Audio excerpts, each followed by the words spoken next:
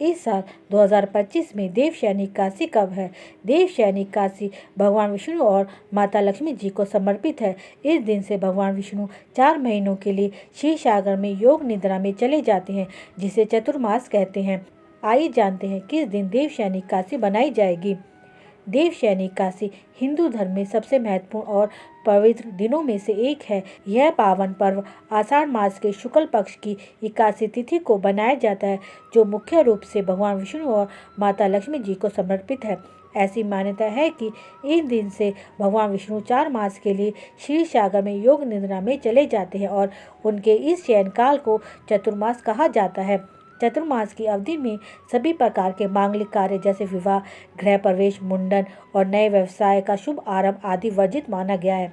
इस दौरान भक्तगण जप तप, ध्यान और धार्मिक अनुष्ठानों पर अधिक ध्यान केंद्रित करते हैं, क्योंकि यह समय आध्यात्मिक उन्नति के लिए विशेष फलदायी माना जाता है।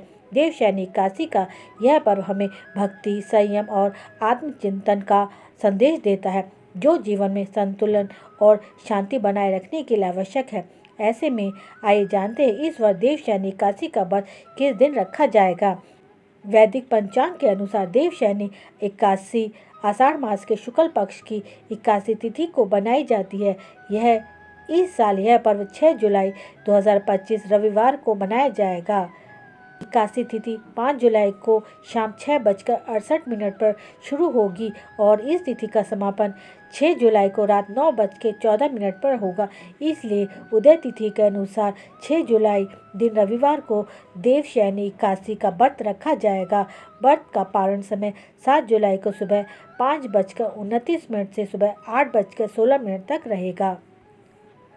देवशयनी काशी पूजा विधि। देवशयनी काशी के दिन सुबह ब्रह्म मुहूर्त में उठें और स्नान करें, स्वच्छ वस्त्र धारण करें, पूजा स्थल को गंगा जल से शुद्ध करें। एक चौकी पर पीला कपड़ा बिछाकर भगवान विष्णु और माता लक्ष्मी जी की मूर्ति या चित्र स्थापित करें। सबसे पहले गणेश जी की पूजा करें, फिर भगवान विष्णु जी को पीले फूल, तुलसी पत्र और पंचामृत अर्पित करें।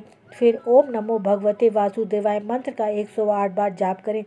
इसके बाद देवशयनी काशी की कथा सुने और भगवान को केले का भोग लगाएं और विष्णु सहस्त्रनाम का पाठ करें। अंत में प्रसाद वितरित करें और जरूरतमंद को दान दें। यह व्रत निर्जला या फलाहारी हो सकता है, जिसमें अन्न और नमक से परहेज करें।